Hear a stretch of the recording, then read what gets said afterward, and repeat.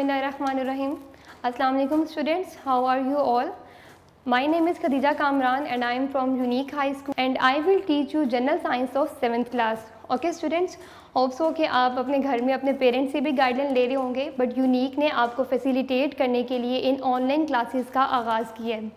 सो आपने स्टूडेंट्स इस अपॉर्चुनिटी से भरपूर फ़ायदा उठाना है, आपने इसे अवेल करना है. इससे आप बहुत कुछ लर्न भी करेंगे, प्लस आपकी जो सिलेबस कवरेज है वो भी इसके अंदर आपके साथ साथ होगी. ठीक है स्टूडेंट्स, तो स्टार्ट करते हैं अपना आज का lecture number 1. As you know, the unit 1 of General Science 7th class is about human organ systems. Okay, now what is organ?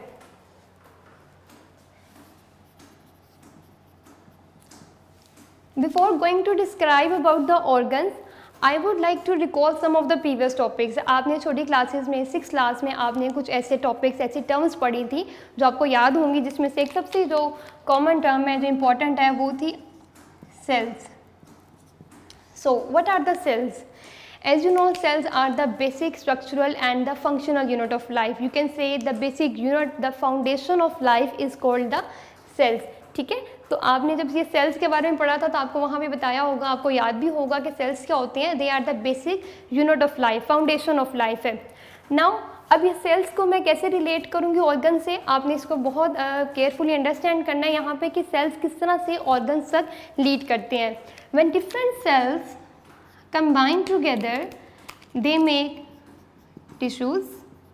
Okay, and when these tissues combine together they make organs,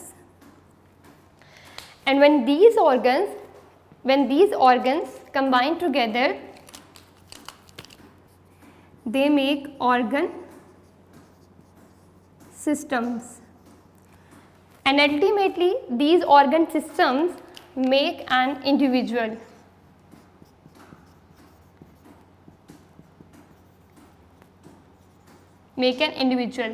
And that is us, that is we human beings, we as an individual.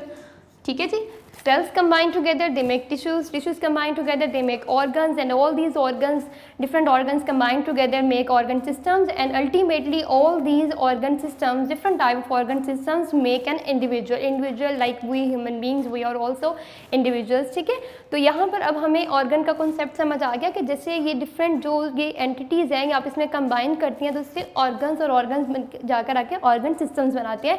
वही जो कि आपके topic, आपके जो chapter उसका topic है, उसका title है. अब यहाँ पे ऑर्गन्स को फर्दर क्लियर करने के लिए मैं आपको प्रीवियस कुछ टॉपिक्स आपको याद करवा रही हूँ, कुछ रिकॉल करते हैं उसे. आपने छोटी क्लासेस में आपने पार्ट्स ऑफ बॉडी नेम पढ़े होंगे.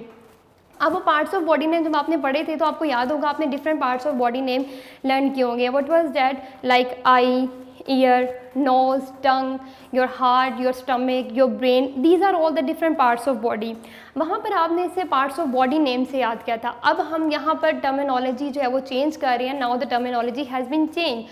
Now we will term it as a organ. As you know, every organ has one of the specific function. Like eye, function of eye is what? For visualization. Similarly, nose for smell, tongue for taste.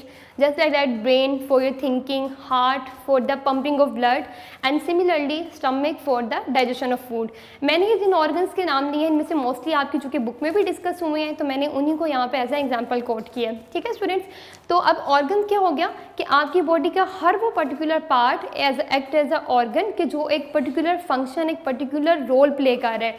जैसे कि इसमें से हम यहाँ पे example coat करते हैं stomach की, जो कि हमारे आज के जो टॉपिक है उससे भी रिलेट है. Stomach is one of the most important organ which play a role in the digestive system, in the digestion, one of the vital organ in our body. ठीक है जी, तो यहाँ पर आपको चैप्टर का टाइटल समझ आ गया. ह्यूमन ऑर्गन सिस्टम्स में हमने क्या क्या पढ़ना है. ठीक है, and not only the digestive system, we will discuss the different type of systems in this chapter like digestive system, circulatory system, respiratory system and nervous system. ठीक है, तो that is about the introduction of the chapter. Hope so कि आपको introduction clear हो गया होगा. अब हम चलते हैं अपने आज का जो हमारा मेन टॉपिक है चैप्टर का, उसकी तरफ कि आज हमने क्या पढ़ना है. We will start from the digestive system, but before going in detail of digestive system, हम उससे पहले हमें डाइजेशन का कॉन्सेप्ट पता होना चाहिए कि डाइजेशन क्या होती है. What is digestion? जी तो स्टूडेंट्स डाइजेशन क्या होती है जी. So digestion, simply you can understand the word digestion mean the breakdown of food. Whenever you listen the word digestion, whenever you read the word digestion, it means the breakdown of food. Now why there is a need the food to be broken down? food को break down करने की ज़रूरत क्यों पेश आती है, क्यों हमारी बॉडी उसे break down करके utilize करती है? The reason is this: the food is consist of large or complex particles of food. Okay, क्योंकि जो हम फूड ईट करते हैं, जो हम लेते हैं, वो लार्ज और कॉम्प्लेक्स पार्टिकल्स पे कंसिस्ट होती है. तो बॉडी को ये ज़रूरत होती है कि वो इसको कन्वर्ट करे इनटू द स्मॉल और the simplest particles. Why? so that these simplest particles, these fine particles will be easily absorbed in your blood. Okay students, and definitely you all know whatever you eat will ultimately become the part of your blood, will ultimately become the part of your body. तो जितना healthy आप food ईट करेंगे, जितनी healthy आपकी diet होगी, इतनी healthy आपकी body होगी, इतना हेल्दी, इतना प्रॉपरली आप अपनी लाइफ के डिफरेंट जो फंक्शंस आपकी बॉडी के आप उसे मेंटेन कर सकेंगे, आप वो परफॉर्म कर सकेंगे. ठीक है. So what is digestion? Digestion is basically the breakdown of food from the large और complex particles into the small and the simplest one. That is a very simple way of digestion. अब यहाँ पे digestion की 2 types हैं जो आपके syllabus में आपकी बुक में डिस्कस हुई है. We will go towards these types. We will go through these types. Now, types of digestion.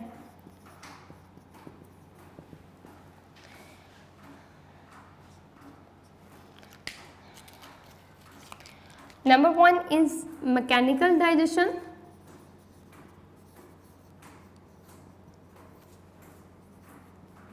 And the other is the chemical digestion.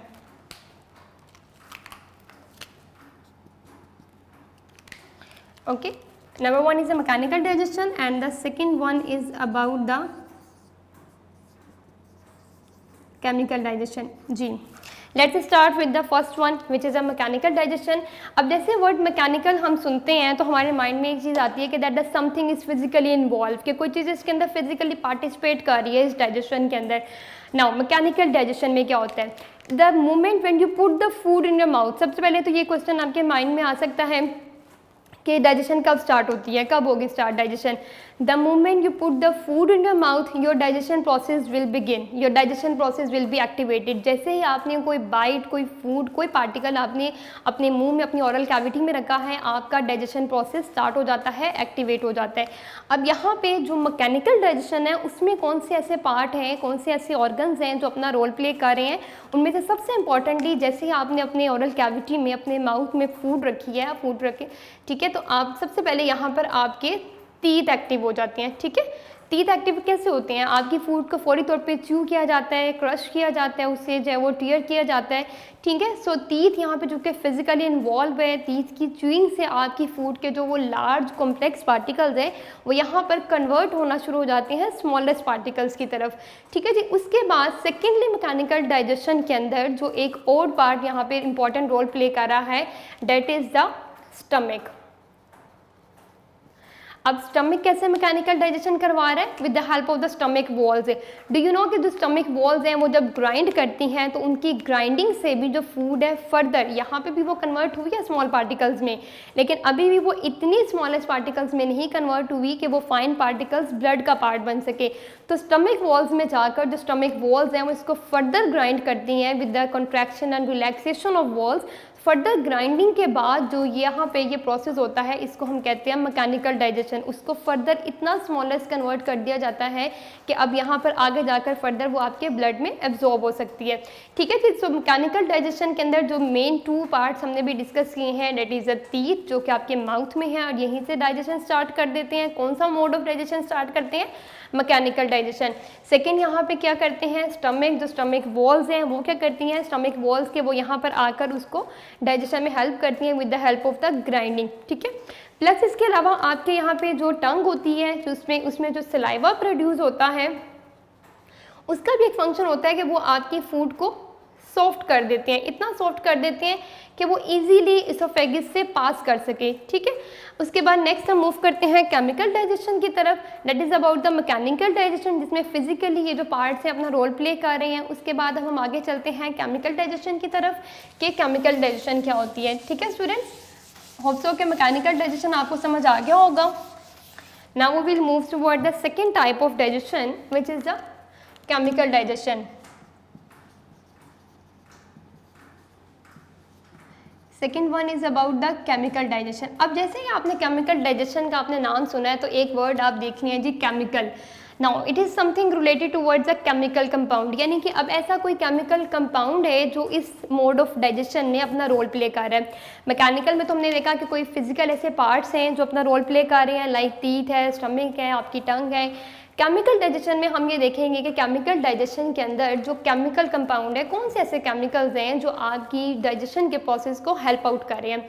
यहाँ पे जैसे हमने अभी माउथ से स्टार्ट किया ना कि आपने अपने मुंह में फूड रखी तो वहाँ पे टीथ एक्टिव हो गए, च्यू करना शुरू कर दिया। यहाँ पे आपने अपनी टंग जो है वो उसको सॉफ्ट कर देगी फूड को, सलाइवा प्रोड्यूस हो रहा है, कॉन्टीन्यूसली आपकी जो टंग है वो सलाइवा प्रोड्यूस कर रही है, ठीक है ना बच्चों। तो अब यहाँ पे जब हम केमिकल डाइजेशन की तरफ आएंगे तो केमिकल डाइजेशन में क्या होगा कि केमिकल डाइजेशन में जो सलाइवरी ग्लैंड है, जो सलाइवरी ग्लैंड प्रोड्यूस कर रहा है, उसके अंदर कुछ ऐसे एंजाइम्स प्रेजेंट हैं, ठीक है, कुछ ऐसे एंजाइम्स प्रेजेंट हैं जो आपकी फूड को डाइजेस्ट करने में हेल्प करते हैं। मेनली यहाँ पर जो एंजाइम प्रेजेंट होते हैं वो आपकी फूड में मौजूद स्टार्च को डाइजेस्ट करते हैं, ठीक है।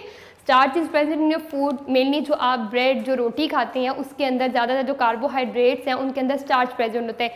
उसको डाइजेस्ट करने के लिए जो एंजाइम अमाइलेज होता है वो आपके सलाइवरी ग्लैंड में प्रोड्यूस होता है, ठीक है। तो ये जो एंजाइम्स हैं केमिकल डाइजेशन के प्रोसेस के थ्रू आपकी फूड को डाइजेस्ट करना शुरू कर देते हैं। कहाँ पर? आपके माउथ के अंदर, या आपके मुंह से ही आपके डाइजेशन का जो प्रोसेस है वो स्टार्ट हो गया है। सेकेंडली उसके बाद जब आपकी फूड एसोफेगस को क्रॉस करती हुई जाती है स्टमक तक, तो स्टमक के अंदर एक एसिड प्रोड्यूस होता है, वेरी इंपॉर्टेंट एसिड, आपने पढ़ा भी होगा छोटी क्लासेस में, hydrochloric acid, also known as the ACL। इस एसिड का ये पर्पस होता है, इसका ये फंक्शन होता है कि ये जो आपकी फूड है, अब चूँकि हम इतनी हेल्दी इतनी क्लीन फूड नहीं यूज़ करते, हमारी फूड आमतौर पे डर्टी होती है, बैड होती है, या आप कह लें कि उसमें जर्म्स हो सकते हैं, उसमें माइक्रो ऑर्गेनिजम्स हो सकते हैं, तो उसको किल करने के लिए स्टमक से एक एसिड प्रोड्यूस होता है which is known as a hydrochloric acid. It's a very strong acid और ये आपकी फूड में मौजूद जो जर्म्स होते हैं उनको किल करता है, to kill the germs in your food, to kill the micro organisms present in your food. अब चूँकि इस मोड ऑफ डाइजेशन में केमिकल्स इन्वॉल्व हैं, लाइक एंजाइम्स हैं या हाइड्रोक्लोरिक एसिड है, so that's why this mode of digestion is called the chemical digestion, ठीक है स्टूडेंट्स। तो अब हमने क्या लर्न किया, टाइप्स ऑफ डाइजेशन क्या है, mechanical digestion and chemical digestion. Mechanical digestion में जो फिजिकल रोल प्ले कर रहे हैं that is a teeth, stomach and tongue, and chemical digestion में कुछ ऐसे केमिकल्स हैं लाइक एंजाइम्स हैं, हाइड्रोक्लोरिक एसिड है, ACL है जो स्टमक से प्रोड्यूस हो रहा है और वो इस डाइजेशन को बॉडी के अंदर परफॉर्म कर रहा है, ठीक है जी। ये तो हो गया आपका कि डाइजेशन क्या होती है, what is digestion and what are the types of digestion.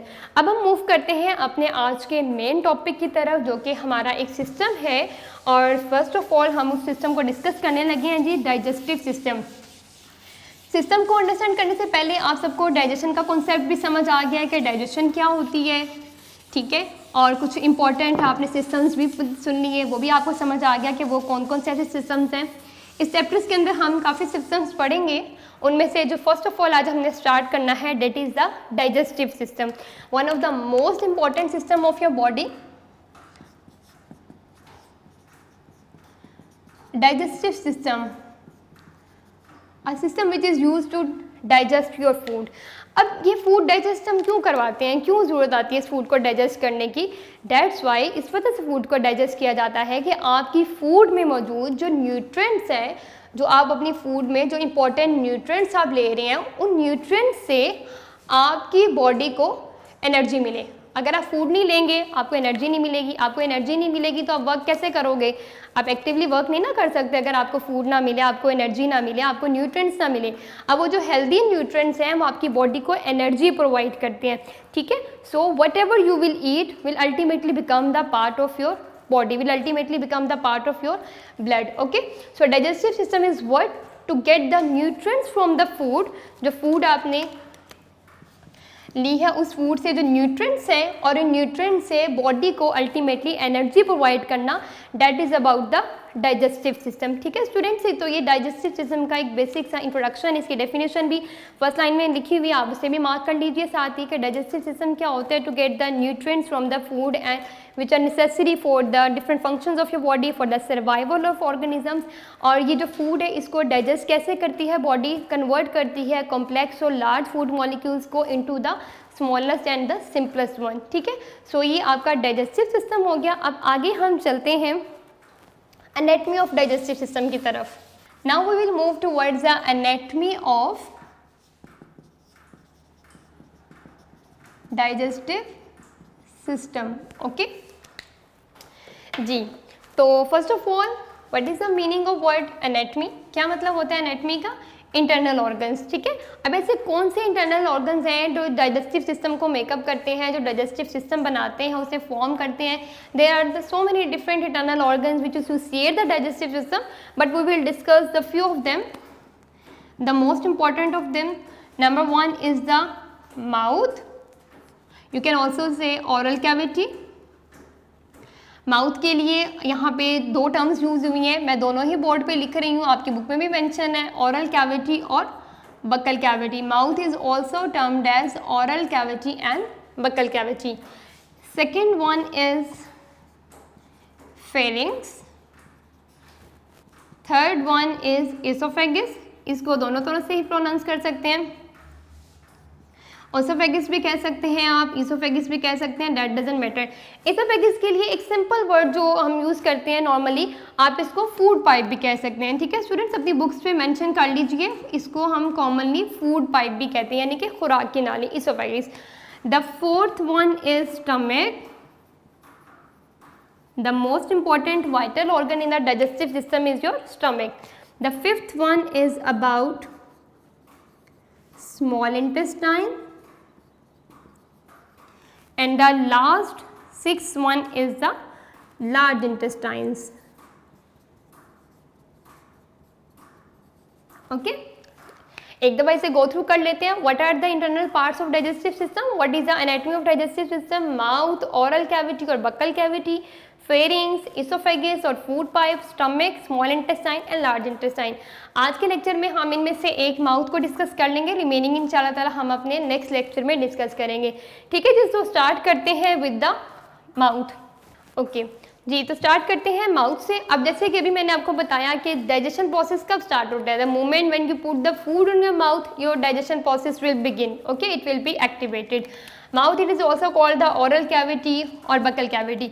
अब माउथ के अंदर सबसे इंपॉर्टेंट जो फूड का जिससे इनकाउंटर होता है वो होते हैं फर्स्ट ऑफ ऑल आपके टीथ। ठीक है, और टीथ का क्या फंक्शन होता है, फूड जैसे आपने अपने मुंह में रखी उसको क्या करेंगे, च्यू करेंगे। ठीक है, to chew the food. Then उसके बाद आपकी जो टंग है उसमें से सलाइवरी ग्लैंड्स है जो कॉन्टीन्यूसली रिलीज हो रहे हैं, सलाइवा जो आपकी टंग में प्रेजेंट है उससे सलाइवरी ग्लैंड्स प्रोड्यूस हो रहे हैं, और ये सलाइवरी ग्लैंड्स जो हैं वो एंजाइम्स प्रोड्यूस कर रहे हैं। ठीक है, जो कि हेल्प करते हैं डाइजेशन ऑफ स्टार्च को, जिसमें से अभी मैंने आपको बताया था कि सबसे इंपॉर्टेंट एंजाइम जो यहाँ प्रेजेंट होता है वो कौन सा होता है, अमाइलेज, जो कि हेल्प करता है for the digestion of starch. ठीक है, स्टार्च जो आपकी फूड में, आपके बाइट में, ब्रेड के उस बाइट में, रोटी के उस निवाले में, उस लुकमे में प्रेजेंट है, कार्बोहाइड्रेट्स है, अब उसको डाइजेस्ट करने में हेल्प करते हैं। देन उसके बाद यहाँ पे अब जो ये टीथ और टंग है जो कि द मोस्ट इंपॉर्टेंट पार्ट है जो आपके माउथ में सबसे पहले इनकाउंटर करते हैं आपकी फूड को। टीथ का फंक्शन क्या है कि उसके जो लार्ज और कॉम्प्लेक्स पार्टिकल है उसको कन्वर्ट कर देता है स्मॉल में, इतने स्मॉल में कन्वर्ट कर दे कि वो आपकी इसोफेगस को पास कर सके।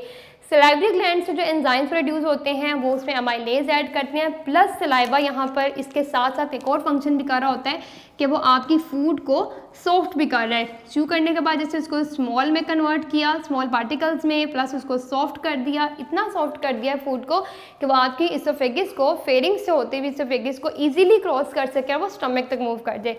अब यहाँ सबसे इंपॉर्टेंट जो पॉइंट है जो आपकी बुक में मैंशन हुआ है यहाँ पे कि उसने टर्म चेंज कर दी है। कैसे, जब इस फूड के अंदर, जो फूड आपने मुंह में रखे, अभी तक हम वर्ड फूड यूज़ कर रहे हैं, बार बार हम फूड वर्ड यूज़ कर रहे हैं, ठीक है।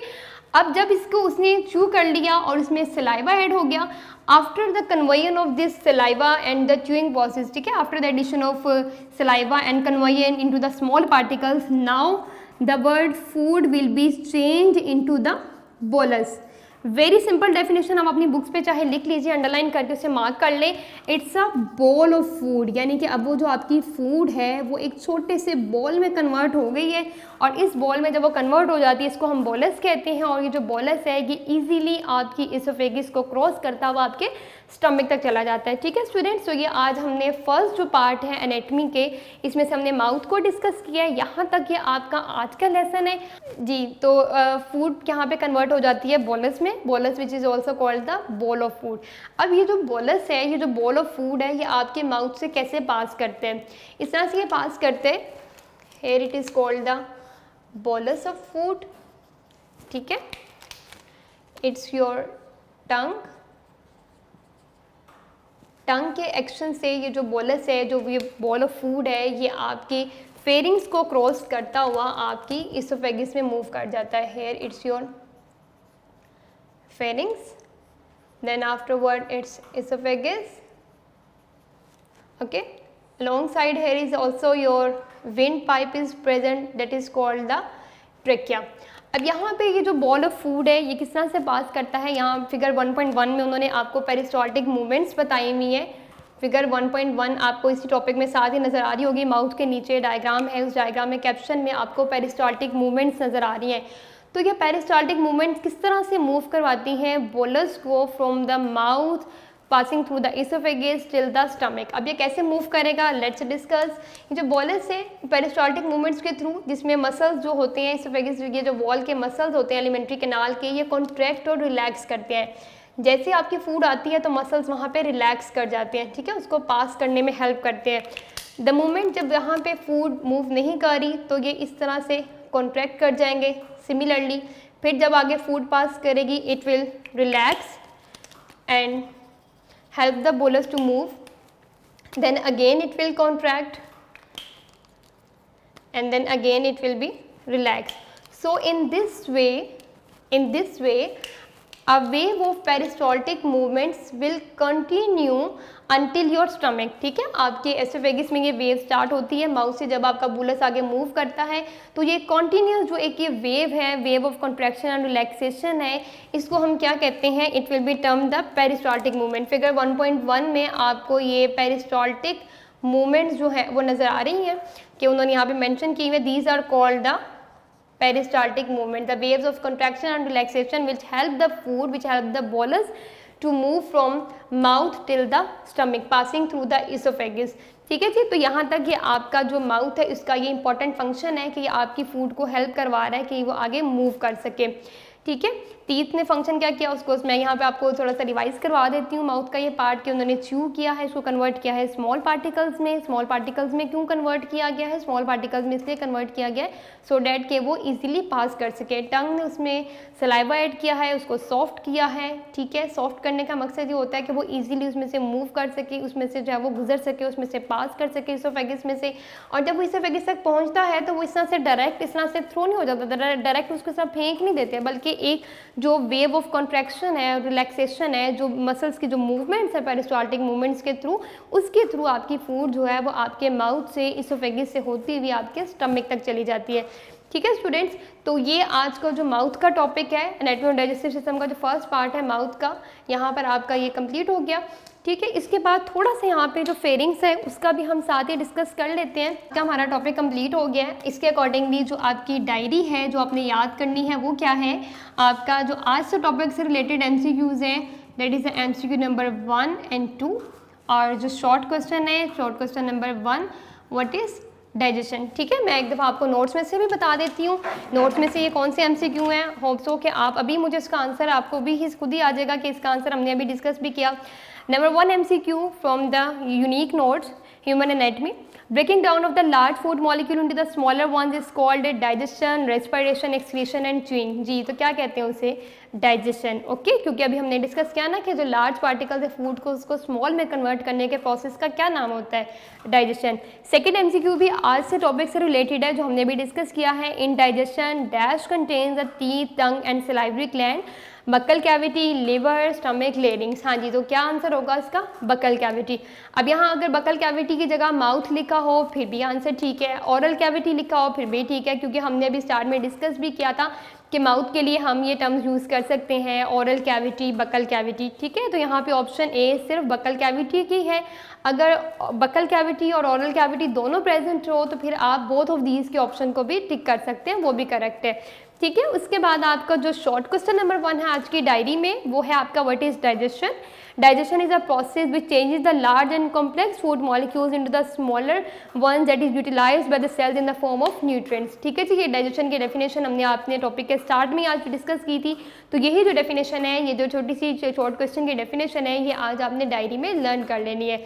जी स्टूडेंट्स, ये आपकी आज की डायरी है, आपने साथ साथ अपनी डायरी लर्न करनी है। ठीक है, जो जो आपको लेक्चर आपको साथ साथ आपको डिलीवर होगा आपने उसके साथ साथ अपनी डायरी भी याद करनी है। ठीक है जी, सो होप सो आप सब घरों में खैरियत से होंगे। ठीक है स्टूडेंट्स, घर में अपने पेरेंट्स का, अपने ग्रैंड पेरेंट्स का बहुत सा ख्याल रखें, अपने छोटे बहन भाइयों का ख्याल रखें। ठीक है, और प्रिकॉशनरी मेजर्स लेते रहें, बाहर जाते वक्त मास्क ज़रूर पहनें, अपना भी ख्याल रखें। इंशाल्लाह ताला जल्द ये जो पेंडेमिक है इंशाल्लाह कोरोना की ये ख़त्म हो जाएगी और फिर से आपके स्कूल जब ओपन होंगे हम इंशाल्लाह अपनी उसी तरह से क्लासेस में बाकायदा अपनी स्टडीज़ का आगाज़ करेंगे। लेकिन इन ऑनलाइन क्लासेस को भी आपने फुली अवेल करना है, इससे आपने पूरा फ़ायदा लेना है। ठीक है, ये आपकी बेटरमेंट के लिए स्टार्ट की गई हैं। ओके स्टूडेंट्स, सो अपना बहुत सा ख्याल रखिए, स्टे सेफ, स्टे होम। अल्लाह हाफिज़।